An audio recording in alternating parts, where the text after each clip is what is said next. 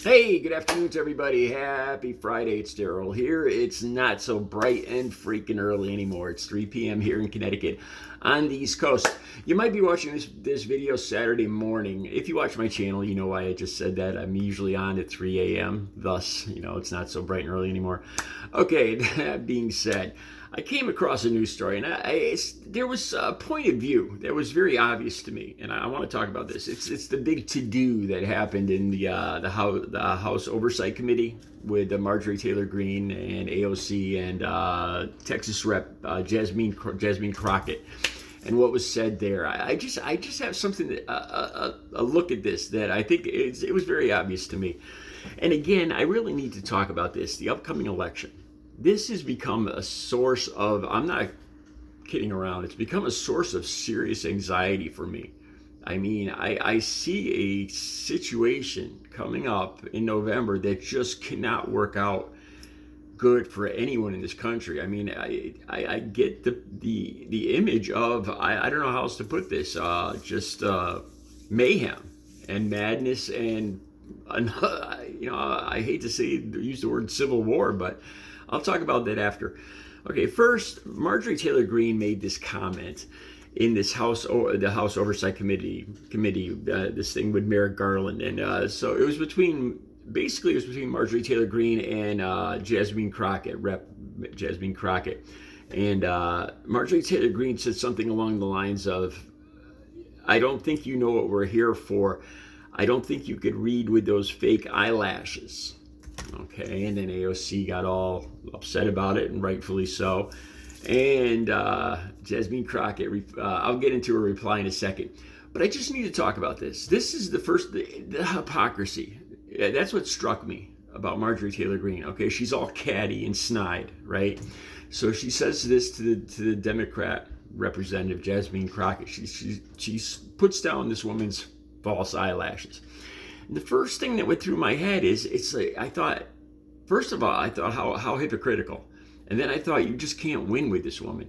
And the reason I say that is because Marjorie Taylor Greene is well known for her ranting and raving about the LGBTQ community and the trans community, and how she insists, there's just men and there's just women, and women should be feminine, and men should be, the whole MAGA conservative, fall in line, be like everybody else, don't be different, it scares us kind of thing, right? So basically Marjorie Taylor Greene's attitude up to this point was she encourages, she demands that women look feminine. And I thought about this. Really, this first thing that came to my mind is, what's more feminine than false eyelashes? I don't have I don't have long eyelash. That's the epitome of feminine. So I thought about that. It's like, you can't win with this woman. So she goes around saying that there's men and there's women. There's just the two sexes, and women should be feminine. And yet, so if Jasmine Crockett looked, I hate to use the word butch, if she looked less than feminine, with no makeup, no eyelashes, I don't know, a crew cut, Marjorie Taylor Greene would have a problem with that, right? But instead, Jasmine Crockett, in my opinion, false eyelashes are the epitome. They're very extremely feminine, and yet Marjorie Taylor Greene, has a problem with that. It seems hypocritical. It seems catty, and it seems like you can't win with this woman. No, basically she, and the smallness of picking apart what somebody looks like. We hire these people to go there and make things better for us, to work on the problems of the country. And the problems of the country certainly aren't somebody's false eyelashes. Okay, so here's where Jasmine Crockett. No, actually, I think it was Jasmine Crockett. She wanted Marjorie Taylor Greene kind of reprimanded for this, and she asked about the rules. So then she said something along the lines of, well, with the rules, would I be in trouble with the rules if I said something about somebody's bleach blonde, bad built butch body? So she's talking about Marjorie Taylor Greene, and hey, Marjorie Taylor Greene started it, and bleach blonde, bad built, butch body. That's a good one. Hey, hit the nail right on the head.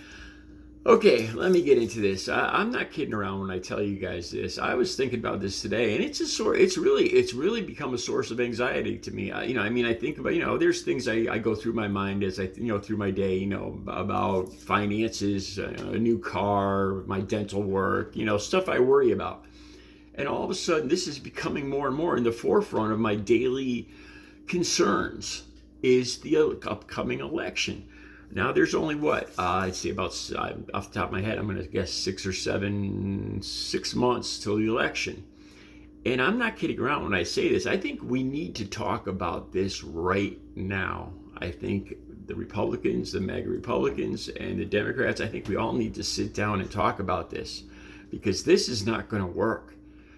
Half the country, if Joe Biden wins, half the country is not going to accept that. And more than likely, after with Donald Trump's prodding and his false insinuations of this last stolen election and all that nonsense, you know what's going to happen here. I actually hear when they are interviewing people at the Trump rallies, I hear them talk about this, how we're going to go nuts if, he doesn't win this time. And there's 4 years later, they're still holding up banners saying that he won last time.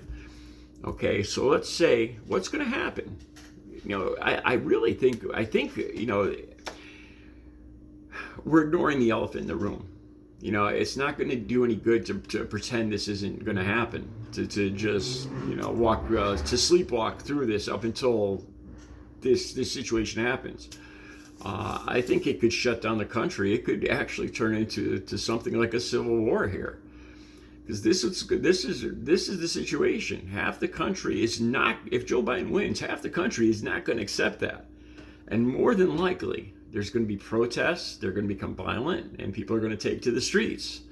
People like me who voted for Joe Biden, I'm not going to walk around and try to blend in and pretend that I voted for Donald Trump just to be safe, to be physically safe. When I see these street protests, like I did last time, I have a video down below where I actually got involved. I actually went and took a knee at a Stop the Steal rally right after that last election, and I almost got jumped. I have that video. That video's down below. I'll put the video down below.